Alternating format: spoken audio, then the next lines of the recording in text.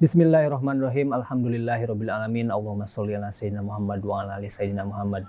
Masih dipancarkan dari Jalan Masjid Silaturahim nomor 36 Kalimanggis, Cibubur, Bekasi, Radio Silaturahim dan juga Rasil TV untuk Islam yang satu. Ikhwan akhwat yang dirahmati Allah, senang sekali di kesempatan pagi hari ini kami bisa kembali hadir dalam acara renungan di bawah naungan Al-Qur'an untuk edisi Kamis seperti biasa dalam kajian Ulumul Quran.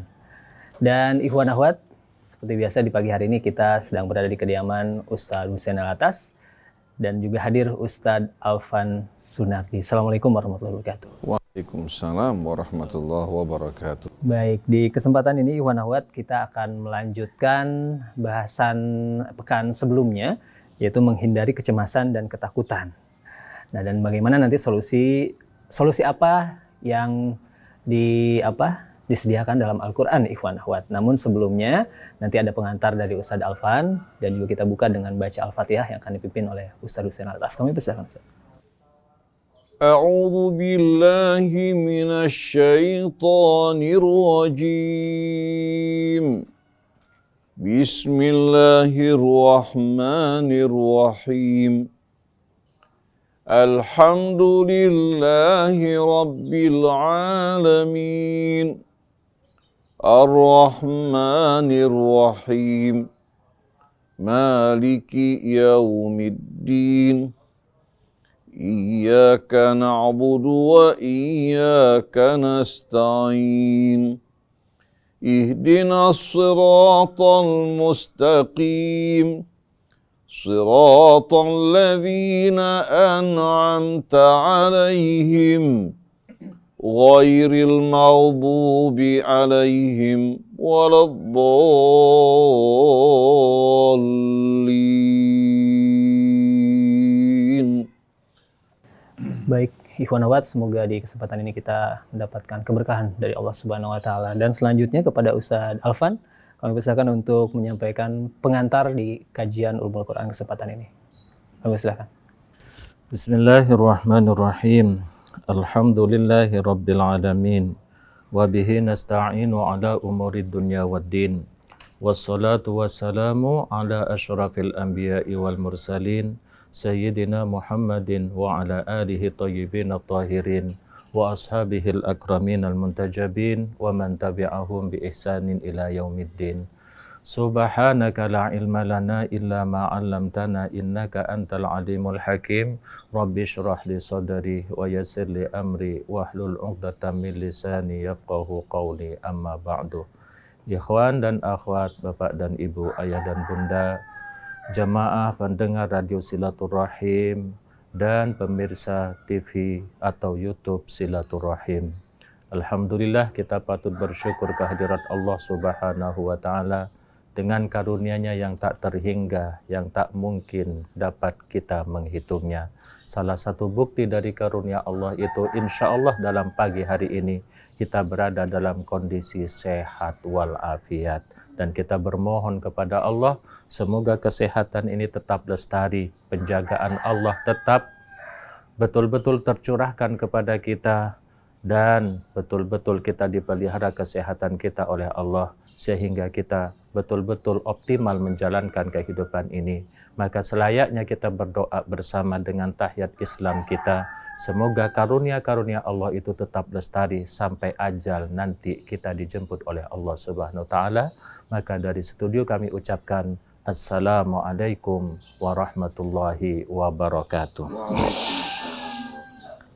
Jemaah yang dimuliakan oleh Allah, dalam kehidupan kita tidak bisa disangkal lagi.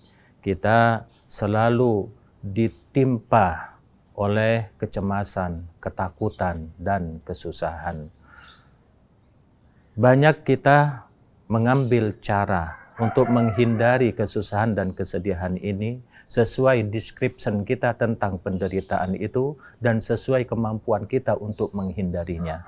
Padahal Allah Subhanahu wa taala menggambarkan caranya yang sangat elok sekali untuk menghindari dari kesusahan dan kesedihan itu. Berkali-kali Allah menerangkan di dalam kitab sucinya supaya kita betul-betul mempunyai kelapangan hati, keluasan dada untuk mensikapi problema kehidupan ini. Karena persoalan ini, ujian ini tidak mungkin kita hindari. Adanya cobaan ujian ini harus kita hadapi. Orang yang tidak mau dicoba, tidak mau diuji, maka jangan hidup. Karena pada hakikatnya kehidupan ini adalah batu uji yang akan mengentaskan kita siapa sebenarnya diri kita. Apakah keimanan kita hanya sebatas verbal atau memang keimanan kita menjadi mentulang sumsum ke dalam hati sanubari kita. Ini yang Allah uji. Maka untuk ke arah situ, ke martabat itu, supaya kita mampu menghadapi ujian dan kita mampu hidup jauh dari rasa susah dan sedih, Allah Subhanahu wa taala misalkan menuntun kita. Misalkan saya bacakan di dalam surat Ar-Ra'd, Allah mengatakan, ala bidzikrillah tatmainnul qulub. Ingatlah dengan berzikir kepada Allah, niscaya hati kita akan tenang. Ketenangan ini sangat diperlukan. Confident, percaya diri menghadapi segala macam ujian ini sangat diperlukan supaya kita lolos. Dan salah satunya juga Allah menerangkan di dalam surat An-Nisa ayat 100 misalnya. Wa may yuhajir fi sabilillah yajid fil ardi muraghaman katsiran wa sa'ah.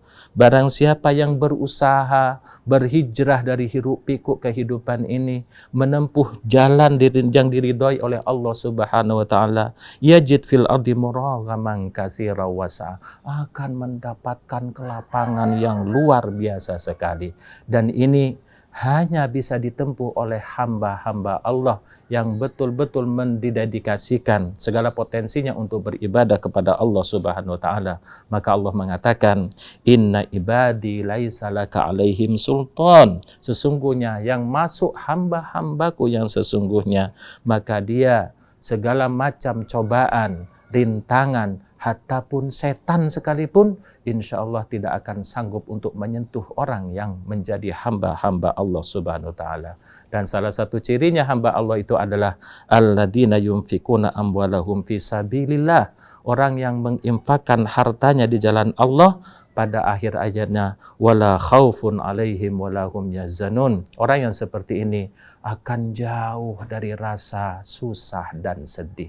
Maka sejauh apa kita mengaplikasikan tuntunan dari ayat-ayat Allah ini, itulah jawaban siapa kita sebenarnya. Oleh karenanya, insya Allah akan dipaparluaskan oleh guru kita bersama, Ustadz Husain bin Hamid Al-Atas, tentang bagaimana cara kita hidup supaya terjauh dari rasa sedih dan susah. Maka kepada beliau, waktu kami persilakan. Falyatafaddal Ustadz.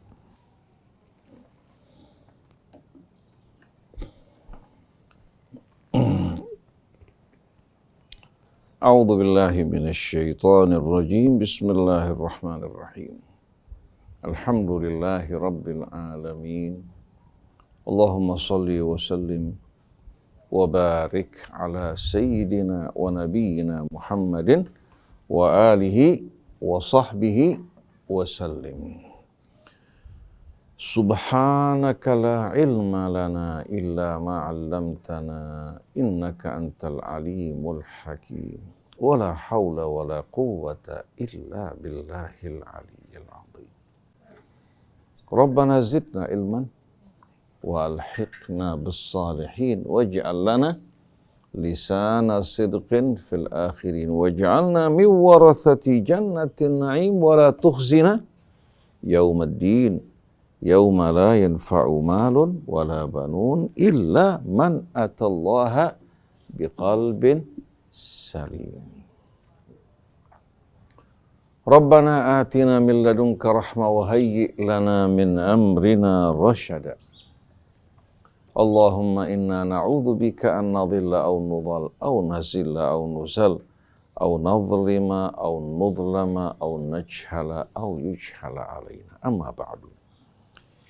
Ikhwan, akhwat, pendengar, pemirsa yang dirahmati Allah dimanapun Anda berada, Ustadz Alvan Sunardi yang menemani kita pagi hari ini bersama Kang Rijal, Ondi, begitu pula Ibu Alvan juga turut mendampingi suami pada acara pagi hari ini.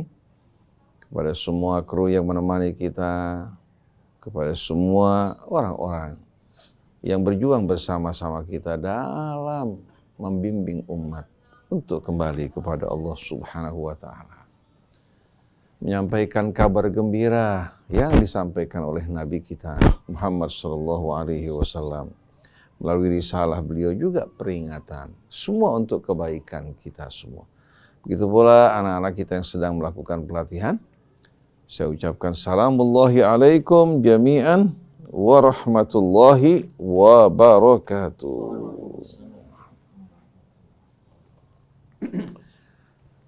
Ikhwan akhwat yang dirahmati Allah. Pada kajian kita yang lalu, di bawah naungan Al-Quran, dengan tema bagaimana kita menghindari ketakutan dan kesedihan.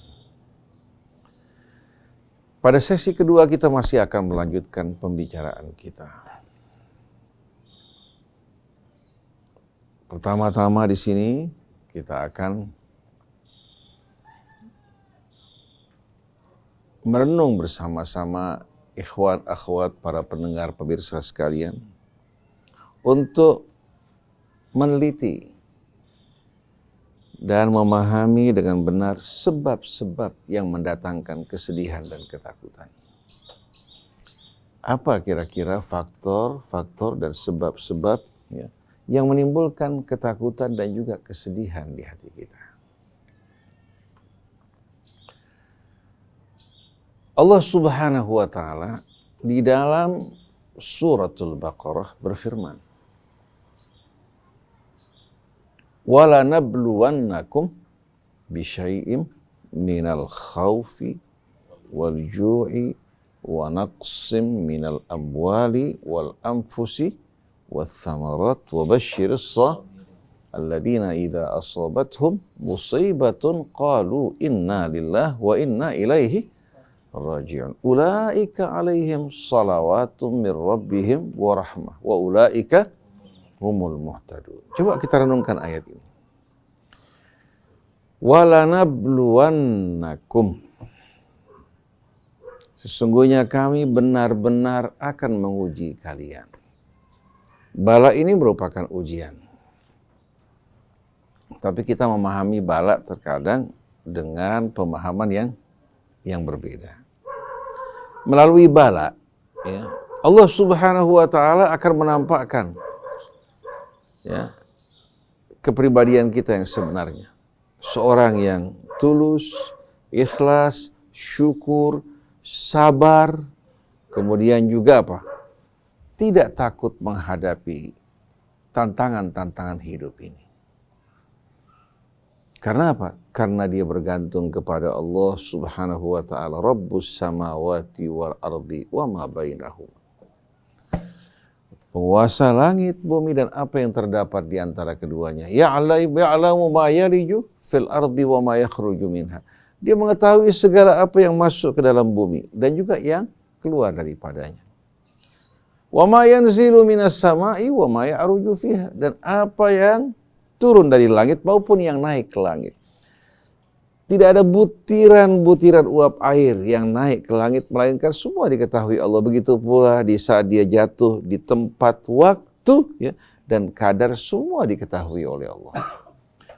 Wa huwa ma'akum aina ma kuntum, dan dia selalu bersama kalian dimanapun kalian berada. Kira-kira orang yang meresapi, menghayati ini ya, akan muncul ketakutan di hatinya apa tidak? Wallahu bima ta'maluna basir. Allah Maha melihat apa yang kalian lakukan. Oleh karena itu dibutuhkan ma'rifah yang mendalam dan keyakinan bahwasannya Allah Subhanahu wa Ta'ala selalu bersama kita, menemani kita. Pada saat kita menerima nikmat, Allah tidak menuntut bayaran, hanya menuntut dari kita syukur untuk menunjukkan bagaimana pribadi seorang hamba yang sebenarnya mengenali Tuhannya.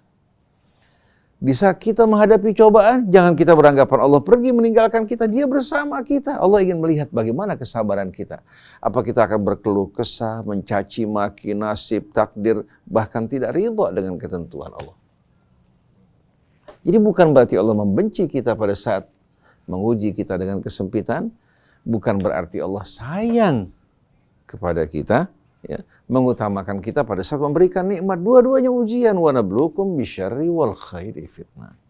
Nah, Allah tegaskan bahwasanya tidak ada seorang pun ya, dalam kehidupan dunia ini, ya, walaupun dia bersembunyi di satu pulau yang terasing, melainkan Allah akan kirimkan ujian yang menguji dirinya. Sesungguhnya kami benar-benar akan menguji kalian. Bisyai'in minal khawf wal ju'. Allah gunakan kata bisyai', tidak menggunakan ya apa? Tidak menggunakan kalimat bil khawf. Tapi bisyai'in minal khawf. Kalau Allah gunakan kata bil khawf, enggak ada satu pun dari kita yang akan mampu untuk bertahan. Tapi syai' menggambarkan dosis ringan, dosis kecil. Allah mengatakan bahwa kami akan menguji kalian dengan sedikit hal-hal yang menimbulkan rasa takut, bukan dengan ketakutan. Kalau ketakutan menguasai kita, tidak mungkin kita akan mampu bertahan. Pada saat seorang bermimpi yang menakutkan di malam hari, dia bangun, bagaimana jantungnya? Nadinya juga meningkat tinggi kan? Itu baru apa? Baru mimpi. Bagaimana kalau ketakutan meliputi dirinya? Apa yang akan terjadi? Tidak mungkin dia akan selamat, tapi Allah menjelaskan bisyai'in minal khawf, dengan sedikit dosis ringan dari apa? Hal-hal yang menakutkan. Untuk menguji kalian, apa kalian tetap istiqamah dalam kebenaran, apa kalian lari meninggalkan Allah. Biasanya pada saat nikmat orang bisa dekat sama Allah, pada saat takut sebagian orang ada yang lari kepada Allah, sebagian orang ada yang lari meninggalkan Allah. Seperti firman Allah dalam suratul Hajj, wa minan nas man ya'budullaha ala harf. Ada orang yang beribadah mengabdi kepada Allah ala harf, di tepi. Bukan di tengah-tengah Islam, tapi di tepi Islam. Kenapa? Supaya bisa keluar masuk, tergantung manfaat dan keuntungan. Fa in asabahu khairun itma'anna bih, kalau dalam Islam dia dapat keuntungan, dia akan ayem. Tapi wa in asabathu fitnah, kalau ada cobaan, ada ancaman, inqalaba ala wajhi, langsung dia berbalik keluar. Dia bilang saya enggak ikut campur. Bayangkan yang begini. Kalau lagi ada untung, datang, lagi ada ancaman, lari meninggalkan kita. Ka'an lam yakun bainal hajuni, ka'an lam yakun bainal hajuni, wasafa anisu walam yasmur bimakkata samiru. Seolah-olah merupakan hal yang hampa, kosong, tidak pernah ada sebelumnya. Biasanya antara hajun dan sofa, ya, ramai oleh orang yang liwat. Tapi subhanallah, sungguh mengherankan kalau dari sofa menuju apa? Hajun, tempat dimakamkan Sayyidah Khadijah, berubah menjadi sepi. Padahal ini merupakan daerah yang ramai. Jadi seolah tidak ada apa-apa sebelumnya. Padahal apa? Tadinya dia mengaku sebagai orang yang beriman. Orang yang betul-betul mau berjuang di jalan Allah. Karena ada keuntungan.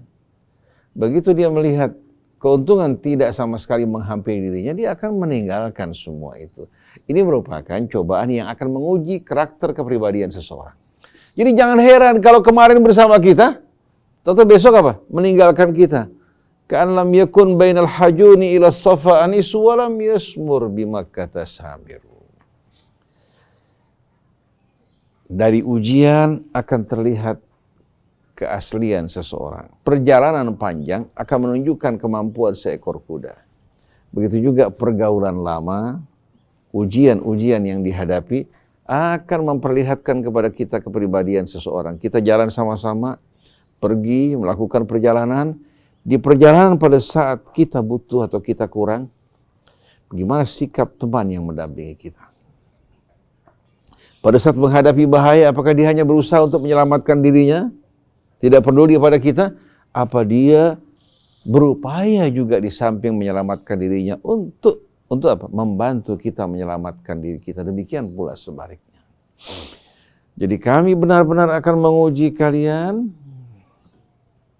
dengan sedikit dosis dari ketakutan. Walju, begitu pula lapar. Wa naqsim minal amwali wal anfusi wath thamarat, dan berkurangnya harta. Karena nggak ada pemasukan, apalagi suasana Covid, perdagangan sepi. Walaupun dia punya uang, tapi uangnya menyusut sedikit demi sedikit. Kalau dia menggantungkan hidupnya pada Allah, dia tidak akan takut. Tapi kalau menggantungkan pada tabungannya, maka setiap menyusut, dia akan mengalami betul-betul apa? Perasaan tidak nyaman dan teriris-iris di hatinya. Bahkan kemiskinan belum datang, jantungnya mau keluar dari kerongkongannya. Berkurangnya harta, begitu juga perginya orang-orang yang kita cintai, istri kita, anak kita. Padahal kalau kita sadari bahwa tidak ada pertemuan tanpa perpisahan, tidak ada jamuan yang tak bubar. Jadi kalau kita persiapkan diri kita untuk saat perpisahan tersebut, dan kita berharap Allah akan kumpulkan bersama orang yang kita cintai di hari akhirat, kita akan bersabar. Ada kesedihan, tapi tidak akan menggelayuti kita. Ada harapan di mana kita akan berkumpul. Bisyai'in minal khawfi wal ju'i wa naqsim minal amwali wal anfusi wath thamarat. Begitu juga berkurangnya buah-buahan dan hasil-hasil bumi. Lalu Allah Subhanahu wa taala ya memberikan kabar gembira. Wa basyyiris sabirin, sampaikan kabar gembira untuk orang yang bersabar. Bukan menyerah, bersabar, menerima dan ridha dengan ketentuan Allah. Pada saat manis dia bersyukur, pada saat pahit dia merasakan bahwa ini sebetulnya merupakan pendidikan yang amat baik buat dirinya. Dia yakin Allah tidak akan menganiaya dirinya. Alladzina idza asabathum musibatun qalu inna lillahi wa inna ilaihi raji'un. Itu mereka apabila terkena musibah, mereka sadar inna lillahi, kita ini semua milik Allah. Bukan milik kita. Kita milik Allah. Dan kita semua kelak akan kembali kepada Allah. Dia persiapkan dirinya, persiapkan keluarganya. Satu saat dirinya akan kembali kepada Allah. Perpisahan tidak akan membuat dirinya apa? Berlarut-larut dalam duka. Pertemuan, berkumpul tidak melupakan dirinya, satu hari mereka akan berpisah. Dengan ma'rifah dan pemahaman seperti ini, paling tidak dia mempunyai bekal rohani yang baik. Dalam kesendirian maupun keramaian, dia merasa Allah tidak pernah meninggalkan dirinya. Wa huwa ma'akum aina ma kuntum. Seperti yang kita kutip dari ucapan Nabi kita Muhammad sallallahu alaihi wasallam ketika Abu Bakar dan Rasulullah berada dalam gua, bersembunyi dari buruan kaum musyrikin. Mereka berusaha. Lalu kaum musyrikin sampai di gua tapi tidak menundukkan kepalanya. Karena menyaksikan bahwasanya di depan gua terdapat apa? Terdapat sarang laba-laba ya. Ya, pasti akan rusak bila orang masuk. Akhirnya mereka tidak menundukkan kepala mereka. Abu Bakar mengatakan, ya Rasulullah, kalau salah seorang dari mereka menundukkan kepalanya, ya, niscaya akan melihat kami. Dijawab oleh Rasulullah, ara'aita ya Abu Bakrin, birajulaini thalithuhum Allah. Bagaimana pendapat kamu dengan dua orang yang ketiga adalah Allah? Tapi walaupun kamu di tengah keramaian, dalam pengawalan yang ketat, dalam perlindungan, bekal yang melimpah, tapi Allah tinggalkan kamu, jangan harap kamu akan damai. Begitu juga pada awal surat Al-Ankabut. Ahasiban nasu an yutraku an yaqulu amanna wa hum la yuftanun. Apakah manusia beranggapan bahwa mereka ini akan diabaikan oleh Allah begitu saja? Cukup mereka mengatakan kami beriman lalu diterima kesaksian mereka. Lalu dengan lenggang kangkung masuk ke dalam surga. Tanpa ujian dari Allah. Mustahil. Ini merupakan apa? Istifham bima'na an-nafi wal inkar. Artinya mustahil Allah akan mengabaikan manusia tanpa menguji mereka. Hanya cukup mengatakan kami beriman. Walaqad fatanna alladhina min qablihim. Kami telah menguji orang-orang sebelum mereka. Fala ya'lamanna Allahu alladhina sadaqu wa la ya'lamanna al-kadhibin. Kami benar-benar akan menguji apa? Ya. Menguji apa? Menguji hamba-hamba kami. Sebagaimana kami telah menguji orang-orang sebelum kami. Hingga terlihat siapa orang-orang yang jujur, tulus, dan siapa orang yang berdusta. Artinya antara ucapan, hati, dan perbuatannya tidak seiring, seirama. Kalau mendengarkan kata-kata yang indah, saksikan coba para artis, para aktor ketika sedang berbicara. Apalagi banyak pemuda-pemudi kita, bahkan ibu-ibu yang tertipu oleh drama Korea. mengikuti drama Korea berlarut-larut ya. Sampai ada wanita-wanita kita yang ingin belajar Korea. Karena mendambakan apa? Romantisme cinta ala Korea. Padahal sebetulnya itu semua merupakan apa? Coba pelajari kisah nyata kehidupan mereka bagaimana. Kata-kata manis seperti ini, ya, mudah disebutkan. Tapi apakah betul sesuai dengan pribadinya dan karakternya? Melalui ujian akan terlihat. Melalui ujian akan terlihat kepribadian seseorang. Jadi cobaan yang dialami oleh umat Islam di negeri kita Indonesia, kalau kita menyadari bahwa ini cobaan datang dari Allah, bersifat pendidikan, mengingatkan ada yang salah yang mesti kita perbaiki. Karena datangnya kesedihan, datangnya kedukaan, datangnya bencana, itu ada kaitan dengan ulah perbuatan kita. Sebagaimana firman Allah dalam surah An-Nahl, Daraballahu mathala. Allah memberikan perumpamaan. Allah berikan perumpamaan agar kita apa? Bisa ya, melihat hal-hal yang tadinya abstrak maknawi dalam gambaran yang konkret dan jelas. Namanya taswir al-ma'nawi fi suratin mahsusa. Menggambarkan hal yang bersifat abstrak maknawi dalam gambaran yang bisa kita lihat dengan indera kita. Allah memberikan perumpamaan qaryatan kanat aminatan mutmainnah. Satu negeri yang tadinya aman, tentram dan sentosa. Ya'tiha rizquha min kulli makan. Rizkinya mengalir dari berbagai macam penjuru. Hasil bumi, kemudian perdagangan yang hilir mudik. Menunjukkan apa? Aktivitas ekonomi dalam keadaan apa? Dalam keadaan hidup. Fakafarat bi'an'umillah. Ternyata kota tersebut ingkar kepada nikmat-nikmat Allah. Kalau disebutkan kota ingkar, ini menunjukkan penduduk kota sudah apa? Kalau sebutkan fulan dan fulan yang ingkar, itu sebagian. Tapi kalau fakafarat dikembalikan kekafiran pada kota, menunjukkan penduduk kota tersebut ya, mayoritas ingkar kepada Allah. Hidup bermabuk-mabukan untuk memuaskan syahwat mereka tanpa menghiraukan bimbingan, petunjuk dan peringatan dari Allah. Fa'adzaqahallahu libasal ju'i wal khaufi bima kanu yasna'un. Maka Allah Subhanahu wa taala membuat penduduk negeri tersebut mencicipi atau mengenankan pakaian kelaparan dan ketakutan bima kanu yasna'un, disebabkan oleh ulah perbuatan mereka. Dalam bahasa Arab, kata mengerjakan sesuatu itu menggunakan beberapa kata dan masing-masing mempunyai makna tersendiri. Amila ya'mal menunjukkan pekerjaan. Madza ta'mal, apa pekerjaan kamu? Bukan kepada pekerjaan khusus. Tapi madza ta'mal, ya, apa pekerjaan kamu, apa profesi kamu? Tapi kalau pekerjaan yang sedang kita kerjakan, kita tanya, madza taf'al? Madza taf'al? Tapi kalau seorang melakukan kerajinan, katakan dia membuat anyaman, sendal, cincin, ya, pakaian juga, itu namanya kerajinan. Menggunakan kata sana'a yasna'u. Madza tasna'? Oleh karena itu kerajinan emas, kerajinan ini dalam bahasa Arab namanya sina'ah. Sina. Nah Allah sebutkan di sini. Nah kalau kasaba, al-kasbu kan menggambarkan keuntungan yang didapatkan dari usaha. Laha ma kasabat wa alaiha ma iktasabat. Kebaikan merupakan keuntungan dari usaha seseorang, dia akan nikmati hasilnya. Tapi kalau alaiha, kerugian akibat dari ulah perbuatan itu juga merupakan hasil amalnya.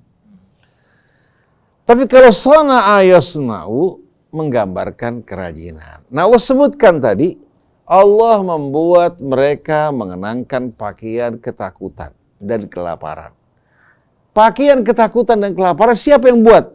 Yang buat mereka bimakanu yasna'un. Allah nggak bilang bimakanu ya'malun, tapi bimakanu yasna'un.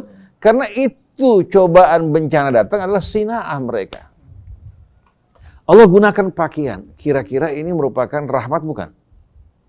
Rahmat. Karena kalau pakaian bisa dilepas. Coba kalau menyatu dengan diri kita. Wal'iyadzubillah. Nah, pakaian ini datang karena ulah perbuatan kita yang ingkar pada Allah, yang bermaksiat padanya. Begitu kita kembali pada Allah bertaubat dan memperbaiki diri, langsung pakaian tersebut berganti dengan pakaian apa? Pakaian keamanan, kesejahteraan. Jadi negeri kita pada saat ini yang mengalami cobaan. Jangan kita menuduh Allah, mengatakan apa aja takdir Allah, takdir Allah.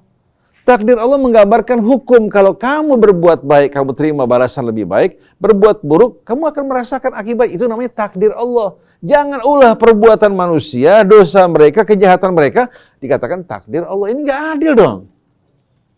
Betul nggak? Orang menebangi hutan, terjadi longsor, terjadi banjir. Takdir Allah. Salah kamu.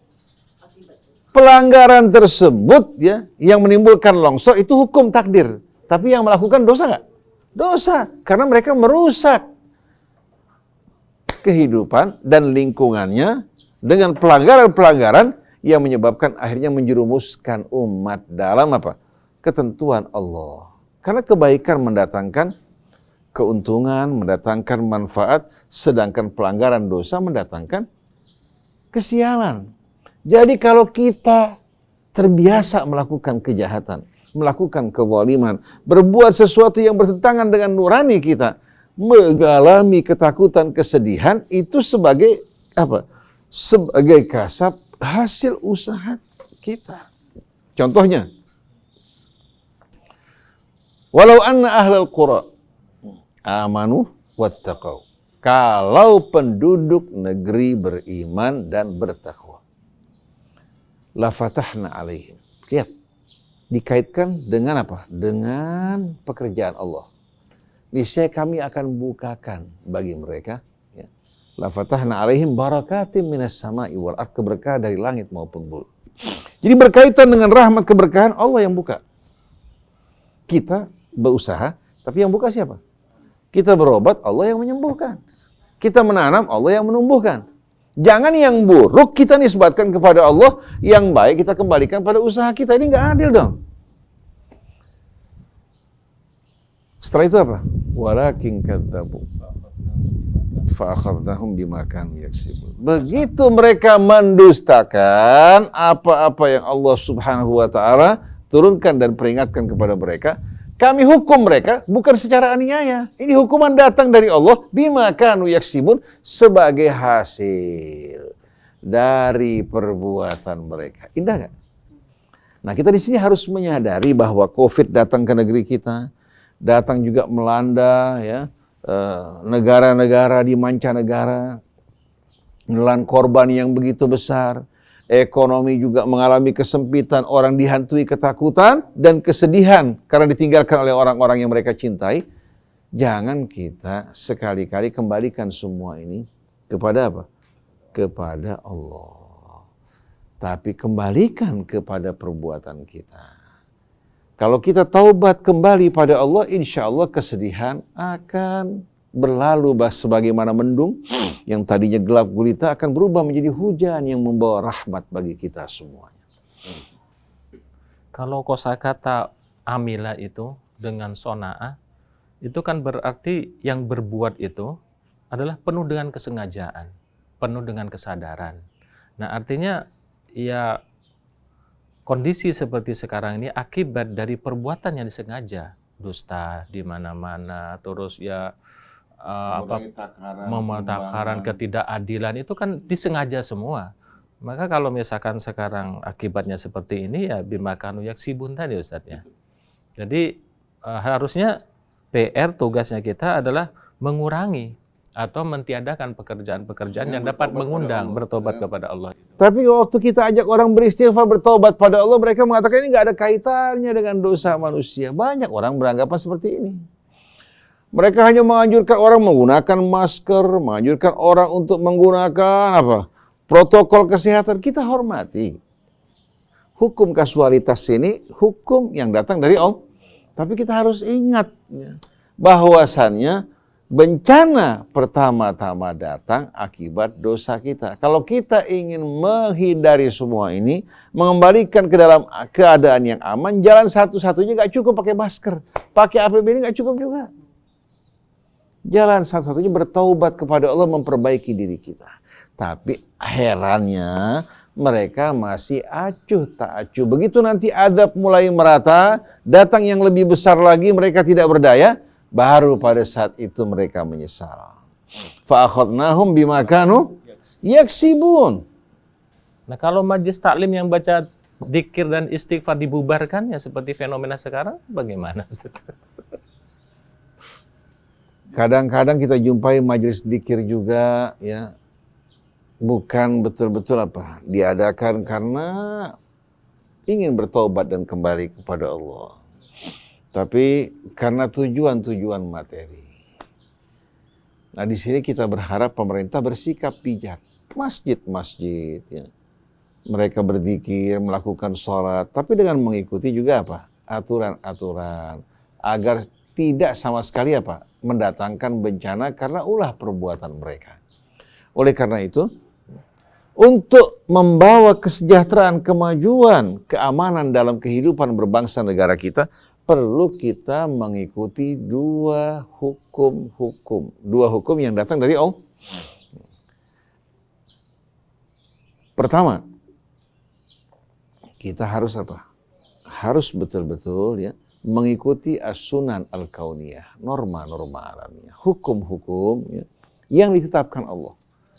Contohnya hukum kasualitas juga. Penularan ini kan merupakan hukum. Tapi bukan berarti ya, berdekatan memastikan kita akan tertular. Semua juga harus dengan izin Allah. Artinya sebab ini bekerja dengan izin Allah. Kalau tidak, ondi yang mendampingi istrinya di rumah dalam keadaan terkena COVID pasti akan kena. Oleh karena itu dalam sebab tidak ada kepastian. Tidak ada kepastian. Karena sebab bekerja dengan izin Allah. Ini memberikan rasa aman buat kita. Karena kalau sebab bersifat hatmi, pasti, bagaimana kegelisahan manusia. Tapi Allah Subhanahu wa ta'ala izinkan sebab bekerja dengan izinnya. Dan Allah maha bijaksana, maha pengasih lagi, maha penyayang. Jadi norma-norma alamiah kita mesti ikuti. Kemudian di samping norma-norma alamiah, juga norma-norma tasyri'iyah. Norma-norma syariat kita harus taati. Kalau kita langgar norma-norma alamiah yang datang dari Allah Subhanahu wa ta'ala dalam bentuk aturan yang mengatur alam raya ini, kita merusaknya, kita akan terkena akibatnya. Seperti apa? Orang punya gula sudah 400. Kebetulan dia suka sama duren. Dia bilang kalau belum waktunya mati, nggak bakal mati. Dia makan durian, 2 butir. Kelar makan gulanya meningkat sampai 600-700. Masuk rumah sakit koma, meninggal dunia. Yang salah dia, apa yang salah takdir Allah? Tubuh manusia kan terikat dengan aturan. Kadar gula yang mampu ditoleransi tubuh itu berapa? Kalau berlebihan apalagi dalam waktu yang panjang, matanya rabun, telinganya menjadi tuli, tensi bisa meningkat, terjadi kerusakan ginjal, terjadi kerusakan jantung. Ini hukum Allah Subhanahu wa ta'ala, jangan dipermainkan. Satu orang bilang apa? Man umruh fi sab'in ma yamut fi sittin. Orang kalau umurnya ditakdirkan 70 tahun nggak bakal mati umur 40 tahun. Dia masukin apa? Pisau ke jantungnya. Mati nggak? Mati. Itu ucapan orang waras, orang gila? Orang yang nggak waras. Jadi di samping norma-norma alamiah, hukum-hukum yang Allah tetapkan, ya, ini namanya takdir takwini. Alladzi khalaqa fasawwa walladzi qaddara fahada. Ini bukan datang dari Einstein atau dari para saintis, bukan datang dari Allah. Mereka meneliti. Yang kedua, takdir tasyri'i. Kalau kita langgar, kita mengabaikan hukum-hukum yang datang dari Allah, kalau kita kena getahnya, jangan salahkan Allah, salahkan kita yang tidak tahu diri. Oleh karena itu, yang sering kali mendatangkan kesedihan, ketakutan, adalah bawaan dosa yang kita lakukan, yang menimbulkan aura yang gelap dalam hati kita. Menimbulkan aura yang gelap dari dalam hati kita. Akhirnya membuat kita nggak nyaman. Sampai terkadang orang bilang orang punya hati gelisah, sedih, sumpah tapi nggak tahu sebabnya. Sebabnya ada pada kamu. Cuma kamu tidak sadar. Dawa'uka fika wa ma tash'u. Imam Ali mengatakan obatmu ada pada kamu tapi kamu tidak tahu. Wada'uka minka wa tastankiru. Sedangkan penyakitmu bersumber dari ulah perbuatan kamu, tapi kamu tidak menyadari, bahkan mengingkari. Pura-pura tidak tahu. Padahal ini semua adalah ulah perbuatan kamu. Nah, kalau seseorang punya jabatan, punya wewenang yang luas, maka kejahatan yang dilakukan juga dampaknya akan meluas. Betul tidak? Yang punya 100.000 sama yang punya 1 miliar kalau berbuat kejahatan, mana efeknya lebih besar? Yang 1 miliar. Dan kejahatan, dosa yang kita lakukan itu membawa betul-betul aura dan kegelapan. Subhanallah, Kang Rizal. Begitu juga Ustaz, para pendengar sekalian. Uniknya, hal ini bukan hanya diyakini oleh kita kaum muslimin. Uniknya, di kalangan orang-orang Hindu, Buddha, mereka meyakini karma baik dan karma buruk kan. Bahkan kalau kita membaca cerita-cerita silat, seseorang kalau ingin meningkat, katakan ingin meningkat, mendaki dalam pencapaian apa? Ilmunya, kesaktiannya, dia harus mengalami kesengsaraan. Itu digambarkan kesengsaraan petir lah umpamanya. Kalau dia terikat oleh dosa-dosa perbuatannya, biasanya waktu mengalami apa? Mengalami kesengsaraan tersebut, dia akan binasa, tidak akan mampu untuk melintasi apa? Untuk melintasi ujian pada saat dia melakukan peningkatan. Oleh karena itu, seringkali guru-guru mereka memberikan nasihat, karena kamu melakukan kejahatan, dosa-dosa, untuk menghindarkan karma buruk, maka kamu berbuat kebaikan. Membunuh orang-orang yang berbuat kejahatan, ya, dan kamu melakukan kebaikan, melakukan pertolongan pada orang-orang yang katakan membutuhkan pertolongan, ini akan menghindari karma buruk dari diri kamu. Sebetulnya ini merupakan hal yang apa? Diakui oleh fitrah manusia. Diakui oleh fitrah manusia. Bahwa perbuatan-perbuatan dosa kejahatan yang kita lakukan, apalagi kalau dampaknya luas, maka betul-betul seseorang akan diliputi oleh aura yang amat buruk yang akan menimbulkan apa? Kegelisahan, keresahan. Kalau dia masih merasakan keresahan, kegelisahan, ya, dan mengalami cobaan yang bermacam-macam, dia masih disayang, diperhatikan oleh Allah. Dia masih diperhatikan oleh Allah. Kegelisahan, ketakutan tersebut tujuannya untuk membuat dia sadar ada yang salah. Seperti orang kalau berjalan naik mobil, di jalan yang bergelombang atau di jalan yang bopak. Lu bopak nggak? Kalau gundu zaman dulu bopak. Jalan di atas jalan yang rusak. Sama nggak sama jalan mulus? Nggak sama. Begitu juga orang jalan dalam ketaatan pada Allah beda sama orang yang berjalan dalam kemaksiatan, keingkaran pada Allah. Yang syukur sama yang ingkar berbeda. Oleh karena itu, satu hari Al-Imam Al-Hasan Al-Basri radhiyallahu anhu, datang beberapa orang kepadanya berkumpul, minta nasihat. Satu mengeluhkan kehidupan yang sempit, yang susah. Beliau mengatakan, akthir minal istighfar, perbanyak beristighfar pada Allah. Yang satu mengeluhkan kesedihan, kedukaan, bagaimana menghilangkan kedukaan tersebut. Beliau mengatakan, akthir minal istighfar, perbanyaklah beristighfar pada Allah. Satu lagi mengeluhkan, pertaniannya kering, hujan lama tidak turun. Beliau mengatakan aktsir minal istighfar. Satu lagi datang mengeluhkan, apa? Istrinya sudah menikah bersama dia cukup lama, belum memiliki anak. Aktsir minal istighfar. Nah, mereka waktu mendengarkan Imam Hasan Al-Basri menjawab semua dengan memperbanyak istighfar, mereka bertanya, apakah tidak ada terapi yang lain? Kenapa semuanya harus beristighfar? Al-Hasan Al-Basri mengatakan ini bukan kata saya, tapi firman Allah. Sebagaimana yang dikutip dari ucapan Nuh kepada kaumnya. Ketika memberikan nasihat pada mereka dalam surat Nuh, فَقُلْتُ اسْتَغْفِرُوا رَبَّكُمْ إِنَّهُ كَانَ غَفَّارًا.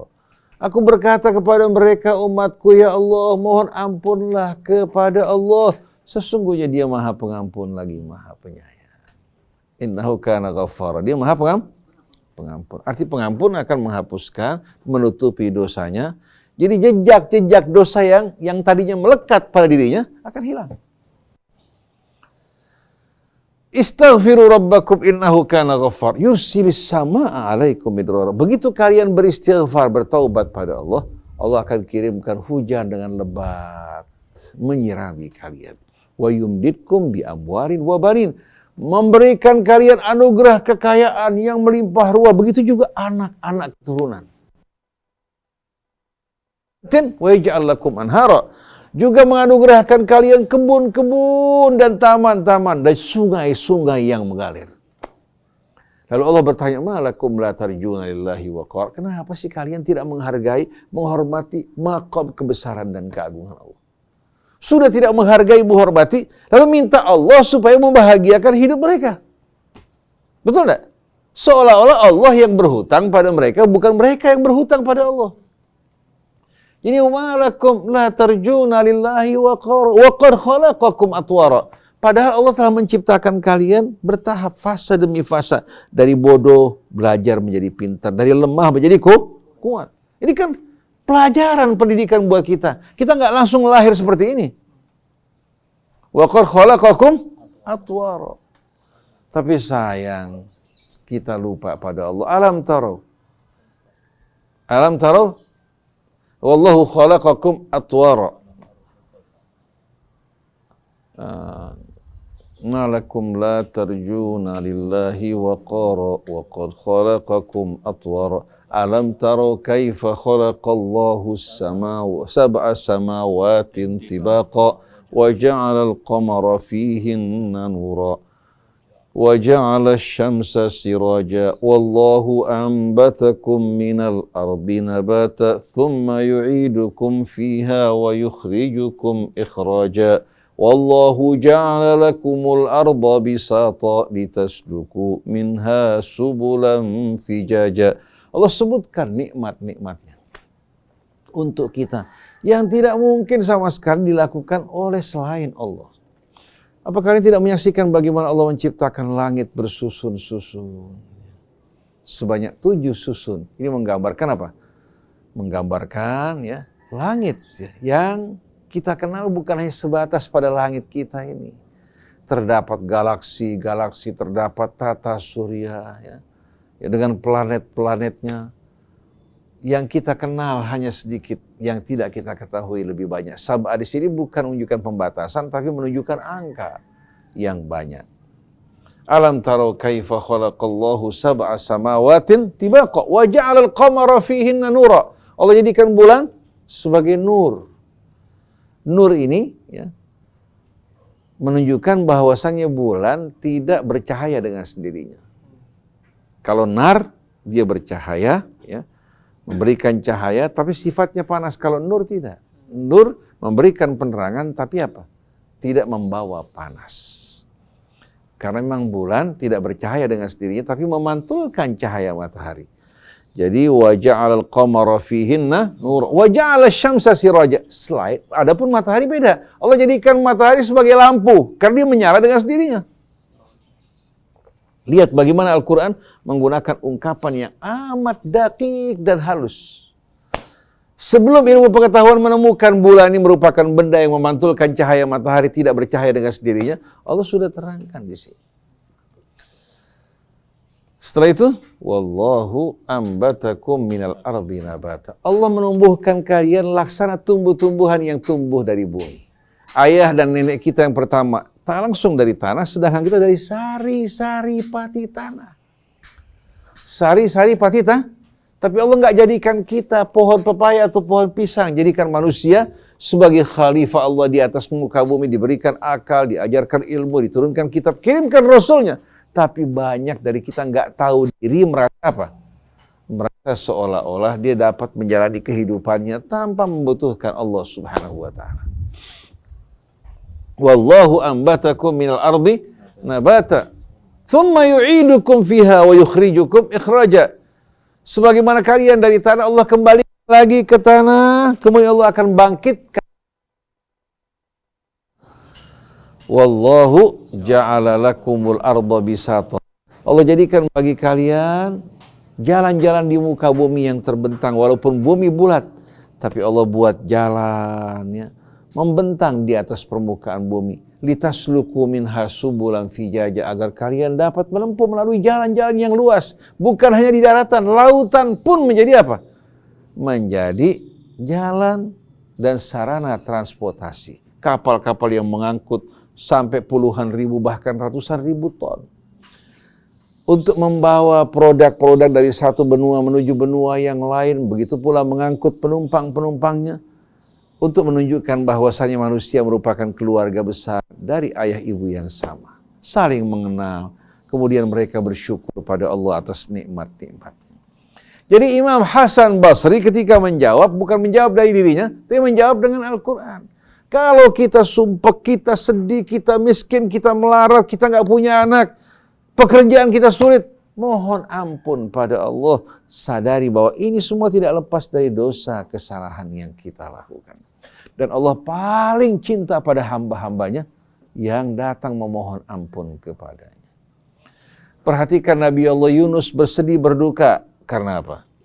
Karena dia melanggar perintah Allah, meninggalkan kaumnya tanpa seizin. Akhirnya keluar dari penderitaan dengan berdoa, la ilaha illa anta subhanaka inni kuntu minadh dhalimin. Nabi diperintahkan beristighfar, padahal Nabi tidak pernah dengan apa? Dengan kesengajaan melanggar apa yang dilarang oleh Allah. Kalau Nabi melakukan tindakan, kemudian Allah meluruskan, bukan berarti Nabi melanggar. Belum pernah ada bayan keterangan sebelumnya. Kalau pelanggaran sudah ada penjelasan, ada penerangan, kemudian dilanggar.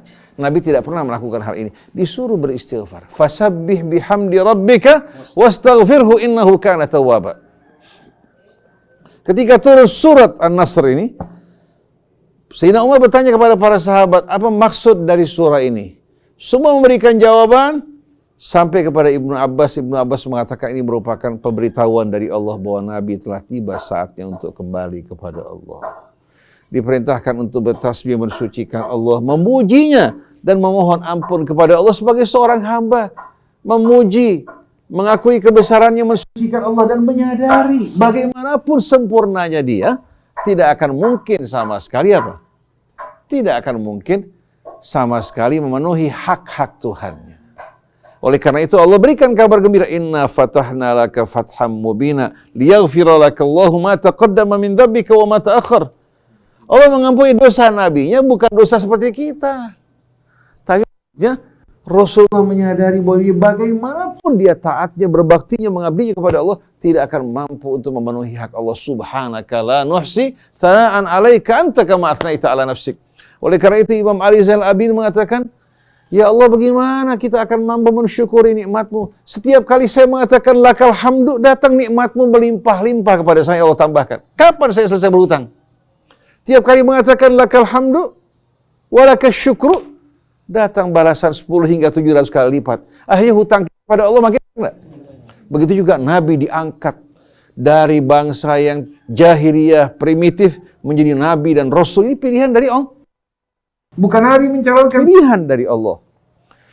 Kemudian Allah berikan anugerah yang tak terkira, turunkan kitabnya. Oleh karena itu Nabi menyadari akan kekurangan dirinya. Subhanak, maha suci engkau, la nuhsi thana'an 'alaik. Kami tak mampu untuk memuji engkau sebagaimana mestinya. Anta kama athnaita, engkau sebagaimana engkau memuji dirimu ya Allah. Ini betul-betul kesadaran seorang yang berada pada puncak kemanusiaan. Manusia bagaimanapun berada pada puncaknya, tetap dia berhutang kepada Allah. Maka dia selalu memohon ampun kepada Allah Subhanahu wa ta'ala. Ketika Nabi malam hari bangun hingga kakinya terbelah-belah, berdiri salat di hadapan Allah, Sayyidah Aisyah mengatakan, lima fa'alta hadza fi nafsika ya Rasulullah, kenapa kamu lakukan semua ini pada dirimu? Dijawab, wa qad ghufira laka ma taqaddama min dzambika wa ma ta'akhkhar, padahal kamu telah diampuni yang lalu maupun yang akan datang. Dijawab oleh Nabi, afala uhibbu an akuna abdan syakura. Memangnya saya enggak ingin menjadi hamba yang penyukur. Hamba semakin diberikan nikmat seharusnya tahu diri kan? Ini nggak diberikan nikmat, dibilang apa? Memang pantas dia ngasih saya begitu. Baik, kalau itu Ustaz, kalau dihubungkan dengan negeri kita, ya kesulitan kita, ya terutama COVID ini, bukan kekurangan protap sebetulnya Ustaz, tetapi kekurangan istighfar. Dan Allah mengatakan itu, wa makanallahu mu'adzibahum wa anta fihim, wa makanallahu yu'adzibahum wa hum yastaghfirun. Jadi pada intinya, bangsa kita kekurangan istighfar Ustaz. Kalau kekurangan istighfar masih bisa ditambahin. Asal eling dan sadar. Repotnya bangsa kita tidak menyadari mereka sedang melakukan kesalahan. Jadi bagaimana mau tobat pada Allah? Mereka menganggap apa? Ini nggak ada hubungan dengan dosa kejahatan yang mereka lakukan. Oleh karena itu, mereka masih menambahkan dosa kok. Mau ulamanya, mau kiainya, mau ustadznya, mau habibnya, mau rakyatnya, mau pejabatnya, masih belum menyadari bahwa bencana ini datang karena ulah perbuatan kita semuanya. Jadi kesimpulannya Ustaz Alfan, semua yang datang kepada diri kita dari berbagai macam cobaan adalah akibat dari ulah kita. Wa ma asabakum min musibatin fabima kasabat aydikum. Semua yang menimpa kamu dari musibah adalah ulah perbuatan kamu. Wa ya'fu an katsir, tapi Allah masih menutup mata dari kebanyakan dosa kita. Kenapa? Kalau Allah hukum semua dosa kita, enggak ada yang hidup. Walau yu'akhidullahu an-nasa bima kasabu, ma taraka 'ala dhahriha min dabbah. Kalau Allah hukum manusia dengan semua dosa mereka, satu pun binatang melata enggak ada yang tersisa sama sekali. Dhaharal fasadu fil barri wal bahri bima kasabat aydin nas. Muncul kerusakan di daratan maupun di lautan adalah akibat ulah perbuatan manusia. Satu orang mengatakan, saya nggak melakukan perbuatan dosa secara langsung. Betul, kamu nggak melakukan secara langsung, tapi kamu diam di hadapan orang yang berbuat mungkar, tidak memberikan peringatan dan menegur. Maka dianggap kamu join, engkau dalam apa? Dalam perbuatan dosa. Jadi dia merasa dia selama ini sholat, ibadah, taat pada Allah, berzakat, berinfak. Kok kena cobaan? Nah di sini kamu periksa. Kamu melakukan amar ma'ruf apa tidak? Karena Allah berjanji orang yang beramar ma'ruf nahi mungkar akan diselamatkan oleh Allah Subhanahu wa ta'ala pada saat bencana datang kepada kita. Jadi dosanya dosa orang lain, kita kena getahnya. Contohnya, orang bawa minyak, mau api bakar rumah tetangga kita. Kita biarin, rumah tetangga, asal bodo amat. Apalagi tetangga sering gangguin kita kan. Kena nggak rumah kita? Kena rumah kita. Jadi jangan bilang itu rumah tetangga. Kita wajib memerangi yang mungkar dari manapun datangnya. Jangan kalau giliran kita diganggu baru marah. Kalau orang lain diganggu kita pura-pura nggak tahu. Betul nggak? Nah umat Islam punya hal seperti ini. Kalau satu kelompok diganggu mereka tepuk tangan. Sama-sama saudara Islam. Ya. Kalau diri mereka yang diganggu, mereka ingin langit runtuh. Semua orang turut prihatin terhadap mereka. Afala taqilun? Apa kalian nggak berakal dalam hal ini? Nah, untuk menenteramkan hati kita semua, ya, sebagaimana nabi-nabi yang bersandar kepada Allah pada ayat 56, ya, kita lihat bagaimana ketika Nabi Allah Hud diancam oleh umatnya. Pada ayat 56, dia berkata, Inni tawakkaltu 'alallahi rabbi wa rabbikum. Aku betul-betul berserah diri, bertawakal kepada Allah, Tuhanku, penguasaku dan penguasa kalian. Arti bertawakal, kita minta Allah Subhanahu wa ta'ala menggantikan kita menangani urusan kita, karena kita mempercayakan semua kepada Allah. Kalau Allah yang mewakili kita mengerjakan urusan kita, bagaimana kira-kira? Jadi tawakkal ya tawakkalu ala Allah, memohon pada Allah, kita percayakan diri kita, hidup kita, usaha kita pada Allah. Kita berusaha, tapi kita serahkan pada Allah. Nah kalau Allah yang turun tangan, apa yang nggak bisa diselesaikan? Rabbi wa rabbikum, Tuhanku, penguasaku dan penguasa kalian. Ma min dabbatin illa huwa akhidun binasiyatiha. Tidak ada satu makhluk, binatang yang melata di muka bumi, kecuali ubun-ubunnya dalam genggaman Allah. Inna rabbi ala siratim mustaqim. Tuhanku berjalan di atas jalan yang lurus. Maksudnya apa? Orang yang di jalan lurus, dilindungi oleh Allah. Jadi kalau kita ingin tahu rahmat Allah, dukungan Allah, bantuan Allah, di jalan yang lurus. Kalau jalan yang mencong, syaitan punya kerjaan. Akhirnya ditampung sama syaitan. Akhirnya makin dalam terjerumus dalam kemurkaan Allah. Kalau mau cari Allah di atas jalan yang lurus. Nah, sebagai penutup,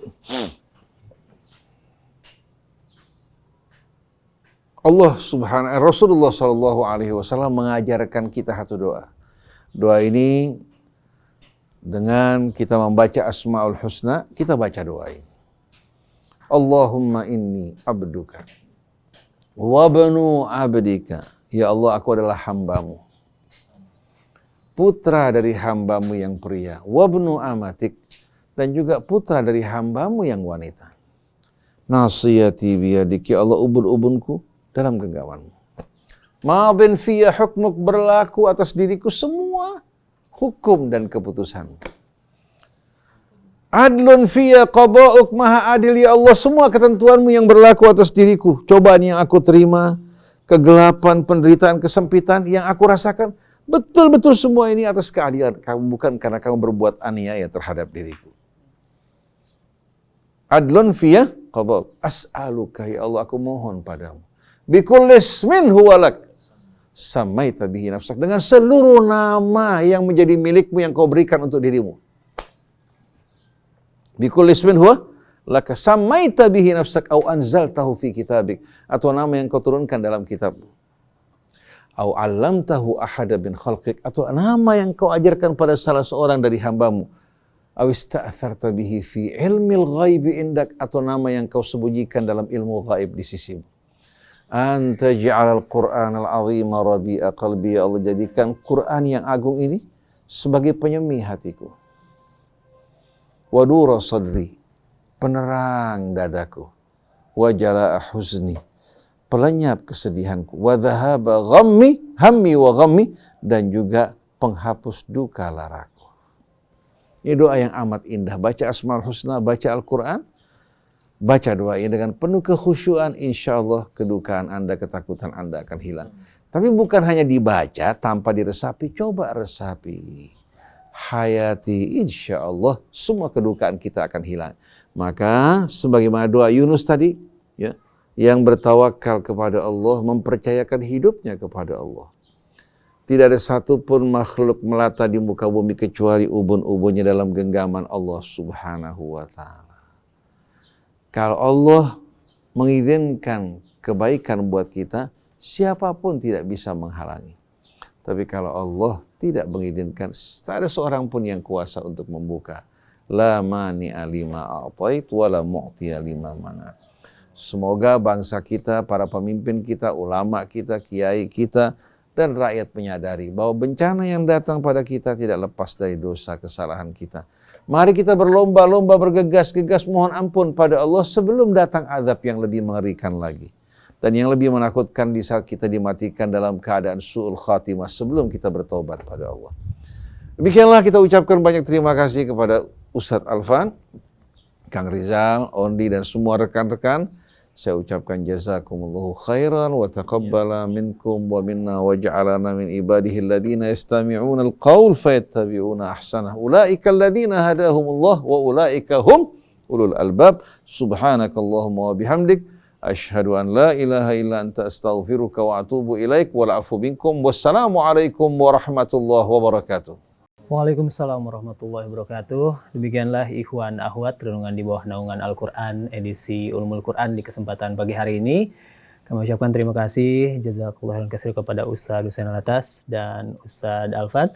Ikhwan akhwat, semoga kita dapat memetik pelajaran dan hikmah dari kajian di kesempatan pagi hari ini. Dan ikhwan akhwat, saya yang bertugas Rizal Al-Haq, juga Bang Ondi, dan juga di studio ada Bang Anis dan teman-teman dari SMK Taruna Bakti ya.